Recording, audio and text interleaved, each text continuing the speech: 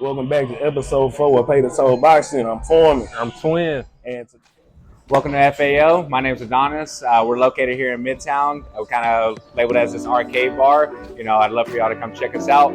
We're located on the 3rd floor across the street from the largest specs. So be prepared to come here. We're cashless, but be prepared to come for the games and then stay for the drinks. Hope to see you soon.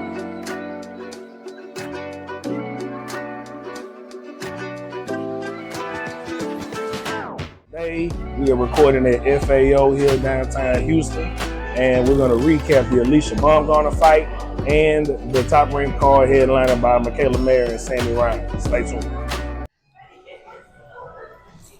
I turned the camera on, so is you ready? Yeah, man. All right, man, we had the return of Alycia Baumgardner last night. Man, shout out to my girl. She came back, knocked the rust off after the year fight of the PED allegations, use and all that. She did everything that she could do to prove that she wasn't a dirty fighter and all that stuff. I mean, we got pictures of her from we ended up getting pictures of her as a kid, high school, and everything. The girl been swole for a long time. Yeah, she been cut. So that ain't nothing new. So if she was gonna be something, they was feeding that back to her when she was a baby, dog. But after all that, she got back in the ring last night. So against Persoon. Yep. She started way faster than I thought she would. She was popping that jab quick. It was quick. I like that. I wish it could have went longer. I want to see what a stamina looked like. Being out, but unfortunately, head clash. An unfortunate head clash too, because that kind of like ruins the fight in a sense, especially something like that. And I hated Persoon was, even for her being the longer, kind of taller fighter, she was doing very good veteran things. Look what we talked about. Right. Hey, 50 fights is 50 fights. You got some experience after 50 fights. Right. And I think her length was bothering her a little bit. Yeah. A little bit, especially at the beginning, just adjusting to it. She caught her with a few rights. Yeah. I noticed that. But in the first, Alycia, she ended up getting a knockdown. Got her gloves, touched the canvas. That's a knockdown. That's it. Yep. So I think the fight would have probably ended up continuing to go that way without the cut, but still, even though you've been out that long, you want it to go longer. Right. You want to see, I still got can I shake the rust off, the competition rust? Because we know she hasn't not been training the whole time. Right. But the competition fight versus the sparring fight is a completely different ballgame. Right. You know what I'm saying? And the whole thing was a cool concept. I think the whole card was all female boxing. It was, man. I was really proud of that to see. I was glad Danny Jacobs did the intros before the main event, and he spoke about, man, I started fighting because of Layla Ali. Like this, that was who I looked up to. She was there in the crowd as well. It was just good to have a fight like a girl, but win like a champion. You know what I'm saying? Which is true. Women do the same things that men do in boxing. They train just as hard. If anything, it's harder for them to train. They have more things going on with their bodies than we ever will. Yep. So the fact that they were able to have that card highlighting women was the best part. Yep. And to a lot of you fellas that don't watch women's boxing, if y'all complain about a lot of guys running and not throwing punches, you might want to go over to the women's side, because one thing they gonna do, they gonna punch. They are gonna fight, and I was glad to see them fight last night. Yep, for sure, definitely. It's a good round. That was. Hey man, and we want to say between the round right here, shout out to Zen Club for sponsoring us right here for all your CBD, THCA needs and stuff like that. Go ahead and follow them right here at the bottom, as you see on Instagram and stuff like that. They got you got your cups in there. You got your pen, your THC pens, THCA pens, not sure. And then the flower itself, the 0.3. It does have all of the it follows the legals here and everything. So everybody, go ahead, hit up Zen Club for me and have a bout.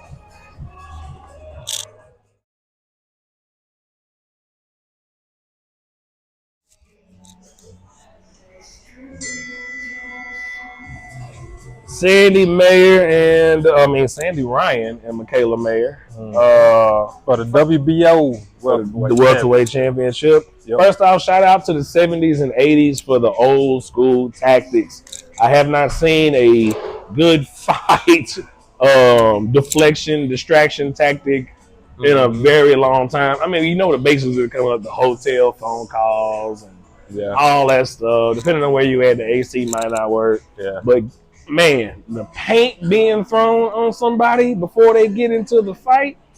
Oh, brother. Man. It's been a long time since I've seen something that distracting in a long time, dog. Yeah. Hey, man. I ain't like it, but No, of course. I mean, but the game is the game. Yeah. There are things that, you know, this is easier than what we've seen before. Yeah. You know, back in the day, the mob used to have people hit cars on the way while they was driving. Damn. So, you know, car wrecks and everything else. Yeah. We parked outside your mama's house. Yeah. You know what I'm saying? But we got a good ass fight out of it. Boy, It was the best fight of the whole night. That was a good fight. Night. They was fighting.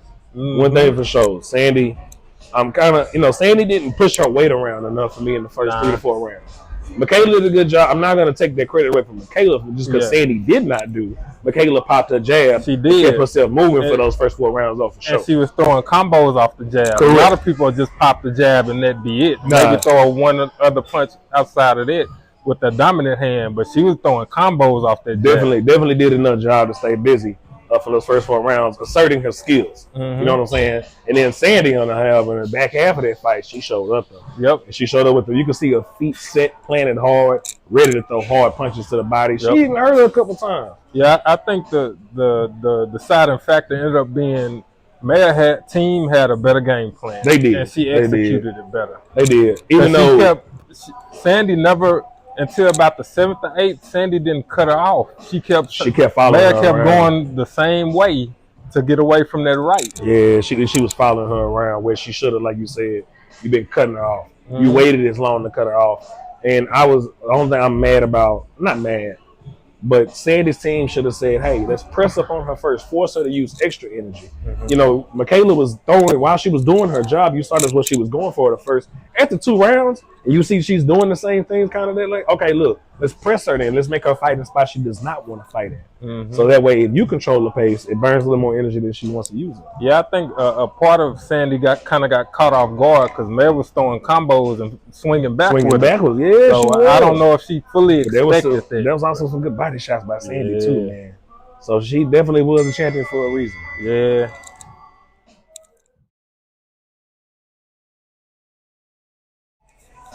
About to. Yeah. Y'all know we record this live as it is, so there are things going on in the background, but we just gonna have to let it rock. But Xander Zayas, the young Puerto Rican superstar in the making. Boy, shout out to you last night. Job well done. You did a fantastic job of the thing that I love the worst. Y'all planned your work and you worked your plan. Shout out to you and your corner. Yep. Beautiful. Beautiful. I don't think they expected that fight. No. To go that way. But I think they expected a tough fight because the team would not expect the team would not put their fighter in the ring with a guy like Sosa. Right. Because you know what he does not do. He does not quit. He does not go down. Ain't nobody put him out. Right. So you need when you're looking for your guy, you're building him, and you need him to get them rounds in. Is he good enough to stay in the ring with him? For real, or is he not as good as we think he is? Right. And I think Sosa's normal style is pressure. Yeah. He was trying to box. Yeah, he ain't throwing no body punches. No, he was trying to feint with Xander, and I'm like, damn. So, the reason why I thought Xander would end up stopping him later in the fight is because when Xander was throwing feints at him, Sosa was reacting with his feet. I was like, he can't keep that up. He's gonna get tired. Xander hit a point where he was like doubling his feet up, and he caught him. Caught him slipping, trying to react to the feet. And if you looked at the difference, Xander's reaction was more with his upper body movement. Yeah. Sosa's reaction was with his feet. I'm like, he's not going to be able to keep moving like that. No. Later in the fight, he didn't. But Xander did a good job of staying consistent, bro. And I knew how sharp, and I could tell that was such a good camp because of how sharp he was defensively, how he stayed in the pocket. He fought inside. He fought in the pocket at that. and he just did not go away from what they worked on the game plan. And he didn't get frustrated not at one time. Well, you see young fighters at a point where they're used to beating everybody. Yep. Now, granted, he has 20 fights and 12 of those are KOs, but he didn't get frustrated with the man that he's been beating on and hadn't been down. Yep. I like how he was sitting on his left hooks. Woo, doubling and tripling them. Body and to the head. He was sitting down on both of them. I was like, I like that. So good. I liked his jab, liked his movement. He was pivoting. He was doing anything he wanted, really. He was. He was having his way. Yeah. And even then, while he was having his way, he never got overconfident. He always stayed responsible. And that's the main thing you like to see. And then he went out there, even though he had to fight one, he still stayed in close to fight tough to the last bell. Threw all the punches right in front of that man. I'm looking forward to seeing what's next. I am. I want to see him in there with somebody else, another journeyman, but still. Yeah.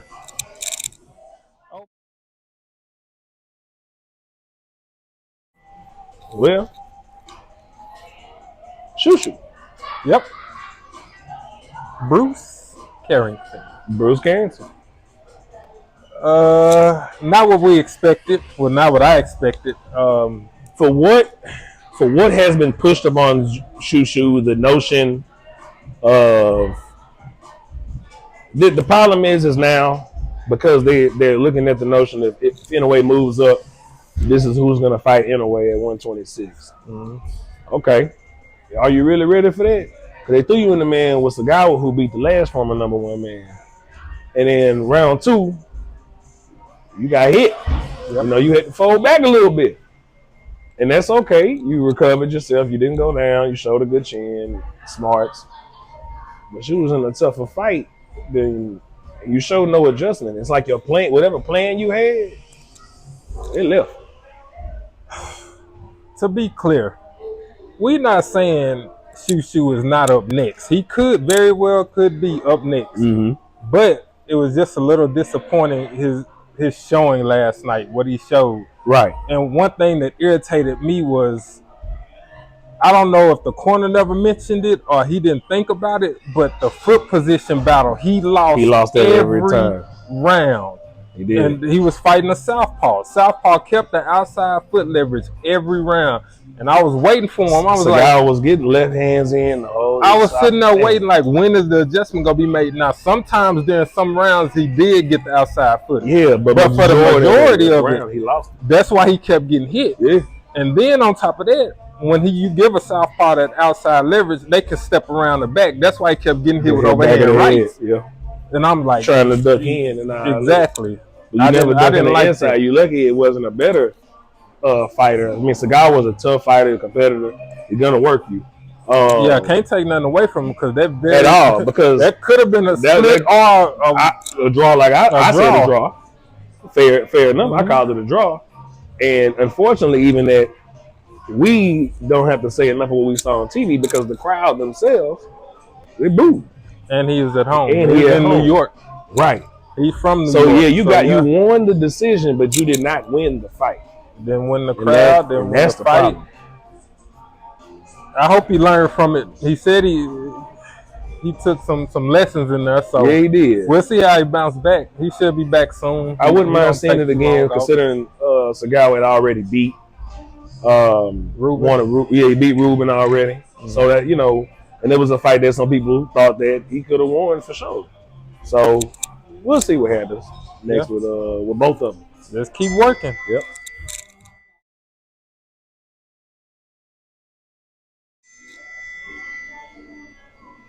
Ryan Garcia, Devin Haney saga continues. Yep. But it's only Ryan's fault. Yep. So simple as that. It's Ryan's fault. So for those that don't know, Ryan Garcia tested positive for PEDs after his fight with Devin Haney. So now Devin Haney is suing Ryan Garcia for battery, fraud, defamation, and some other stuff. Yeah, some other stuff in there. But he's suing him. So Devin Haney is doing the right thing by following a new precedent to what could be going on in boxing. Win, lose, draw for a fighter. if I find out you failed a drug test for a PED in a sport that literally one punch can change my life, Pritchard Cole. Mm-hmm. Ooh, Deontay Wilder, people don't understand what Deontay Wilder was doing at press conference a couple years. And he was crying on the stage. That man was in a fight, and didn't nobody take care of that man when his head was hurting during the fight. Then he come to find out brain swelling and all that stuff. Yep. You know, that's really, I hate that. But I'm glad Devin Haney doing it because let's set a new precedent for you fail this drug test for this fight with something that could hurt me. Oh yeah, bro. I need your money. I need that. And that's why I have no sympathy for Ryan Garcia. Zero. Like you see a lot of people online saying Devin's soft or that ain't how you do it or that ain't the old way. I don't care. I don't care about the old way. The old way didn't have enough smarts to go do it that way. You just get it back in a rematch. Like what? I mean, maybe later, but maybe. I'm still. But what if I didn't make it to that rematch to get that back? What if I'm not the same fighter no more? What if I ain't got my faculties no more? I got what they got flashes in your eyes now. What if I lost all of that behind me? Yep. So what if I couldn't even fight no more? Yeah. Like they say, you can't play boxing. You do not play it. Like it's not a sport. It's not like basketball. You hit a jump, I hit a jump, I get you back. You hit a jump, I hit a jump. Nope. You cross me over, I cross you. It's not like that. That one punch I land can put you to sleep, and that's it. You can break a rib. You can do all kind of internal damage. You can do whole bunch of stuff. I ain't going for none of that, bro. So I went and looked up some stats. Yeah. In the 90s, 12 people reportedly. This is only reported. Like these are actually, but it actually happened. But what we 12 people died in the 90s from injuries inside the boxing ring. From 2000 to 2010, 17 people died. From 2011 to 2020, 19 people died. And since 2021 to this year, 11 people have died. So basically, in 3 years, we almost where the 90s at. Yep. Damn near tied with it. Soon. I'm cool with that. And we got 7 more years to go. We should be able to go in the ring without worry every time. Yep. Yeah, it's like I can understand it not. Right. Coming up next, we finally made it. We finally are getting here. We are 2 weeks setback away from the undisputed light heavyweight championship fight of the world between Artur Beterbiev and Dimitri Bivol.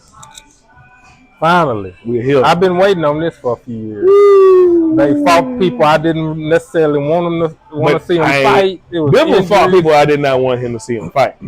However, Beterbiev, on the other hand, that boy went through some gauntlets, boy. Yeah, he did. That boy went through Anthony Yard, Callum Smith, Joe Smith. Yep.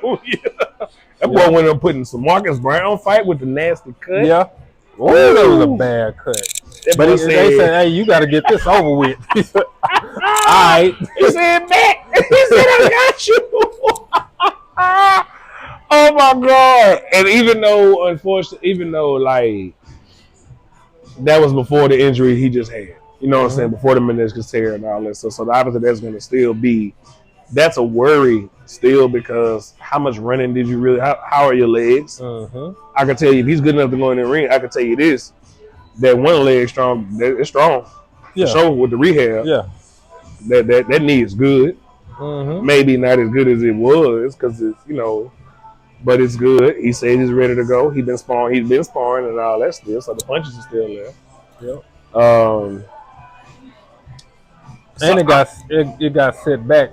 Yeah. Again, training camp got set back during training camp. So, but you know, but nonetheless, I'm still taking the old man. I don't care. I'm dying on the shield of the old man. Oh yeah. Dying on that.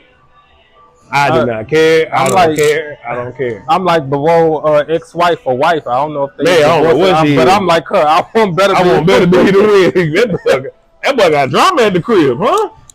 Man. She said, "Me and the kids want and the kids, and the kids, dog. Not just me, but me and the kids want you to lose, man. Ooh, bro. He better. Hey, Putin, I need them at the house. Like, he better figure something out. He better call somebody. Is that's over here in Vegas? Or? Nah, they putting that in Saudi. Oh, okay. That big money Okay. That big money fight. On that card, we got Ben Whitaker on that card too. Oh, okay. Ooh, So it's about to be one of them funny time fights. We're gonna have to watch that. I'm okay with Ben Whitaker doing what he's doing. Okay. I'm good with that. That's what Shakur and Joe Cardona was supposed to fight at. So we'll see. But I'm cool with this. Yeah. I am great with all of this. And whatever gets the fights made. It's cool. And it's free on ESPN Plus if you are a subscriber. The main event is free. But if you want to watch undercards like we're going to watch, they are going to be on the zone. Peace. Appreciate y'all. Have a good one. Come visit FAO. It looks fun in here. It's Saturday. We probably finna have a drink. Not really, but we finna go have some fun while we in here for a little bit, man. Thank y'all for staying with us. That's all I got. Is it? Yep. Yeah, that's it. It's on. Cut. Let's cut. Let's go. Oh, shit.